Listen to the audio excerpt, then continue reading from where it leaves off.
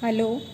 Now today we discuss experiment number 4 of 12th physics. Aim of this experiment is to compare the EMF of two given primary cells.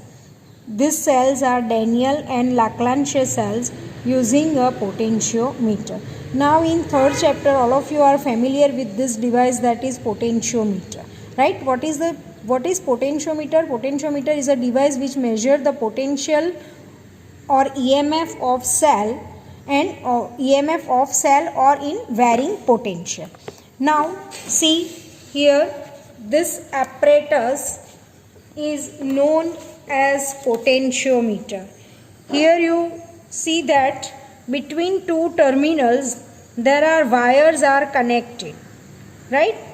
One wire is of 1 meter, so 1, 2, 3, 4, 5, 6, 7, 8, 9 and 10. So in our apparatus there are 10 wires, means 10 meter long wire between two terminals of the potentiometer, but it is not necessary that in each and every potentiometer 10 meter long wire is there. Sometimes it is 8 meter or 6 meter or 4 meter is also possible. So one terminal of this apparatus is known as positive terminal and another terminal is considered as a negative. You can take it vice versa also. This terminal if you consider as positive, then definitely this becomes negative. Now these two cells are known as primary cells. First one is Lagrange cell. So see here the construction of this Lagrange cell. In a glass jar, NH4Cl solution is used as electrolyte. This rod is zinc rod as negative electrode or cathode, and this rod is your carbon rod, and this rod considered as a positive terminal or anode. This carbon rod is immersed in charcoal powder and in a porcelain pot. The EMF of this cell is near about 1.1-1.2 volt. This cell is known as Daniell cell. So in Daniell cell you can see that this vessel is a copper vessel, and copper vessel itself behaves like a positive terminal. In copper vessel CuSO4 solution is used as electrolyte, and in porcelain pot H2SO4 acid is there, and this zinc rod is immersed in your porcelain pot, and this rod is considered as a cathode or negative electrodes. Now all of you are familiar with rheostat as well as galvanometer and battery. One more important apparatus in this experiment is this two-way key. Here you observe that in this key there are 3 terminals and 2 keys. So one terminal is common for both this terminal, that's why, and you can connect it for one time, and another cell you can connect it by this key. That's why this key is known as two-way key. 43 figure 4.2, A and B, 2 are the terminals of potentiometer, which I have seen to you. See, this practical circuit diagram of this practical is divided in 2 parts. This is known as your first part or main circuit or primary circuit, and another part, this is known as secondary circuit. So first of all we see primary circuit.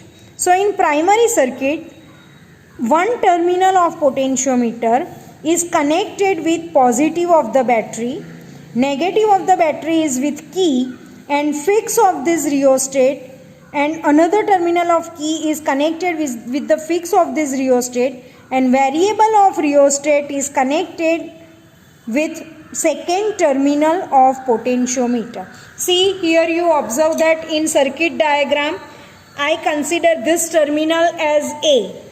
So A is connected with positive of the battery, negative of the battery is connected with key, but actually we have key for inbuilt in battery, so key is not required in circuit diagram. So I connect negative terminal directly with fix of the rheostat and variable of the rheostat is connected with another terminal of potentiometer.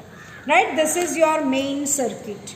Now see, in secondary circuit, see your circuit diagram. In secondary circuit, we have to connect these two cells, that is Leclanché and Daniell. EMF of Leclanché cell is more than EMF of Daniell.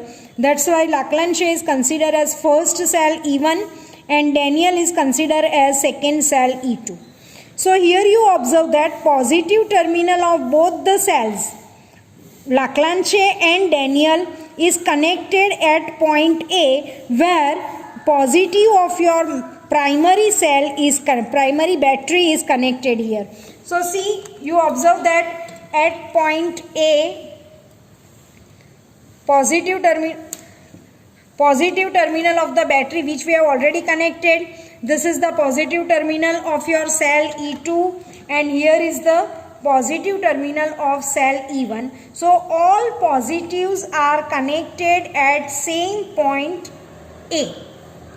Now what about the negative terminals? So the negative terminals of both the cells, Leclanché and Daniell, is connected at the end terminal of two-way key. Negative terminals are connected at the end terminal of two-way key. Middle terminal is connected with galvanometer. See, in your book, this negative middle point is connected with rheostat. See, this combination, resistance box and key, is known as rheostat. Right? So instead of rheostat, you can connect your resistance box and key, or vice versa. Instead of this combination, you can connect rheostat, and rheostat and galvanometer both are in series, so you can interchange the position of both these apparatus. So see, this in my circuit, this middle terminal of two-way key is connected with galvanometer, and you know that galvanometer have no polarity, so you can interchange the terminal. So in your circuit diagram, middle terminal of two-way key is connected with one terminal of galvanometer.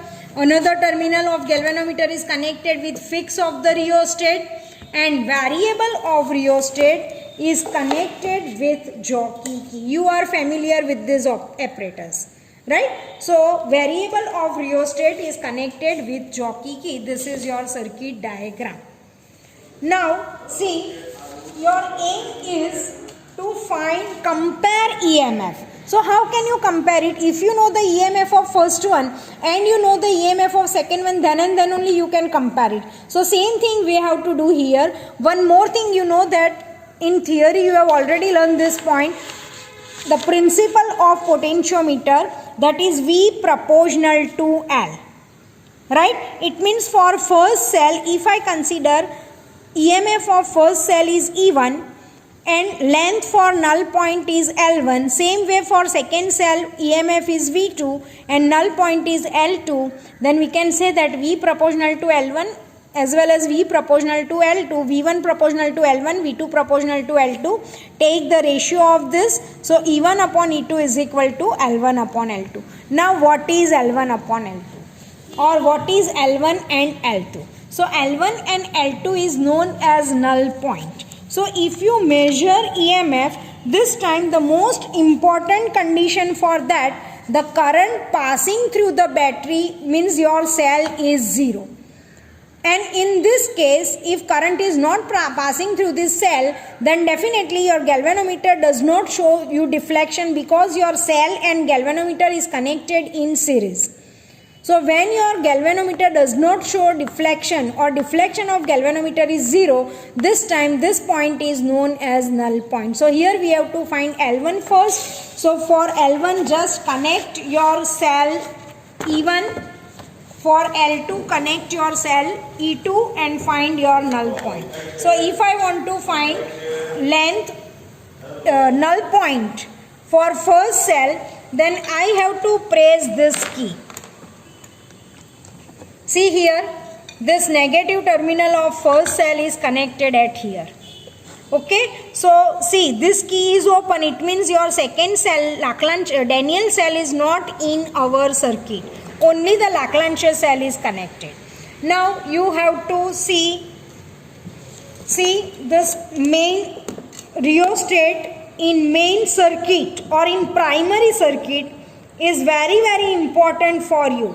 Actually, the rheostat in secondary circuit is not important. It is just control the current. But the rheostat in primary circuit is very important. So first of all, switch on your battery.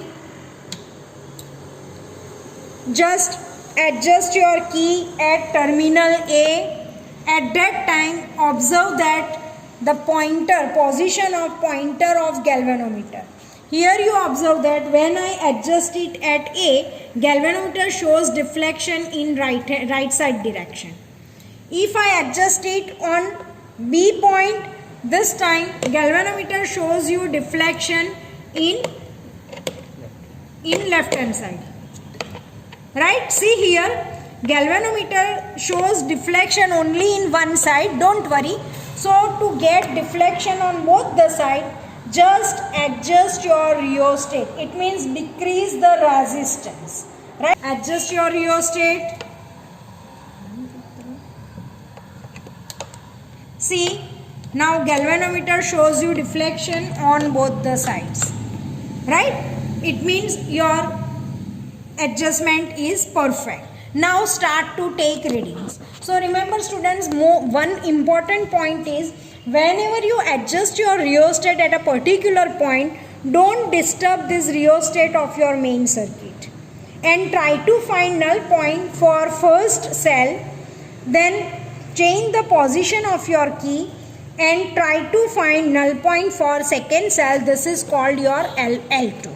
For first one it is L1 and for second one it is L2. So now see here, see right hand side and here it is left hand side. It means our reading is between these 2 points. So for this, on which wire your null point is there? So for this you have to adjust your key on first wire. See, positive terminal is connected at this point, so this wire, so this starting point is known as 0 centimeter.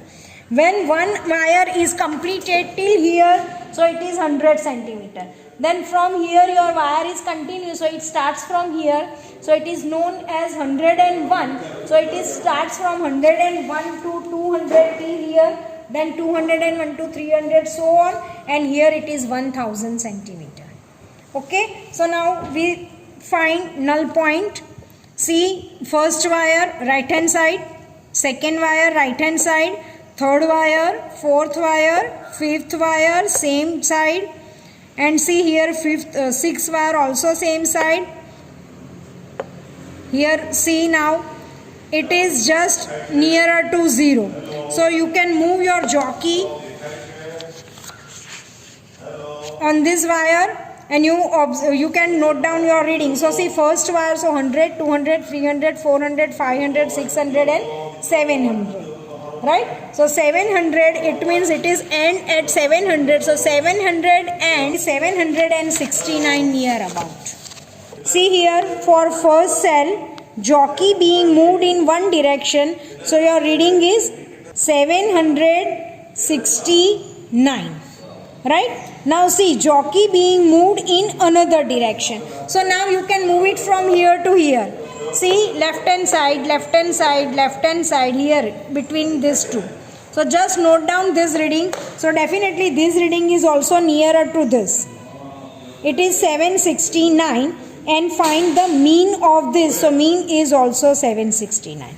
Now without disturbing this main circuit rheostat, change the position of your key.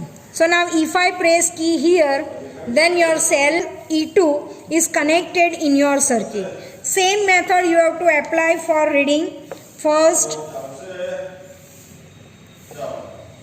second wire, third wire, fourth wire, fifth wire, sixth wire. See, your reading is between fifth and sixth. Right? Same way, just move in opposite direction. So start from last. So definitely this reading is also nearer. So your this reading is also 511. 511. Find the ratio of these two length. Why? Because V proportional to L. This relation is with us.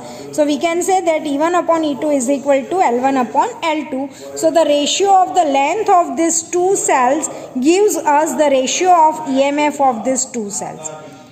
So it is 1 point something. Now for second reading, just change the position of rheostat. So slightly move in one direction. Down your reading for first cell. So just press your first key and note down the reading for first cell.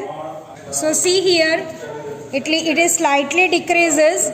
7 wire is completed, and somewhere at here, so here it is 728. So write down 728. Okay. Average is also 728. Now press your second key. Don't disturb your rheostat of main circuit and find out null point. So 469. So it is 469. Average is also 469. Now just move your rheostat in one direction. Note down the reading for first one. Same method you have to apply. 662. Now take reading for second.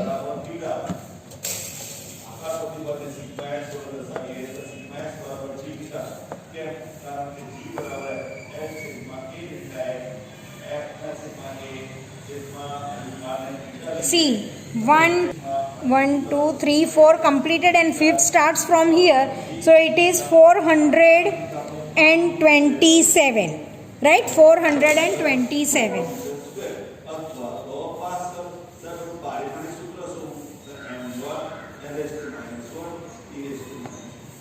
Now just change the position of your rheostats slightly. Note down the reading for first cell. See, 1, 2, 3, 4, 5, 6. 6 is completed and starts, 7th wire starts from here.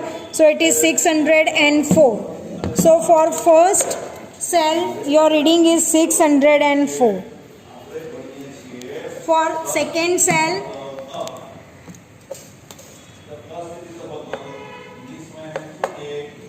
1, 2 and 3 is completed. 4 starts from this side. So it is 306. So here it is 306. So average is also 306. Just find the ratio of these two. So see here, if you change the position of rheostat, it means we change the current passing through this cell. Then definitely due to change in current, your length is also changes. Here you observe that it is continuously in decreasing manner or in increasing manner. In both the cases, it is in decreasing manner. So both are decreases, but the ratio of these two is nearer to each other, and it shows that your cell is same. Your cell remains the same. That's why the ratio of this length gives us the ratio of EMF of two cells, and it is constant. Okay, and this way you can find the ratio of these two. Definitely the EMF of first cell is more than second one, so ratio is greater than 1. It is 1 point something.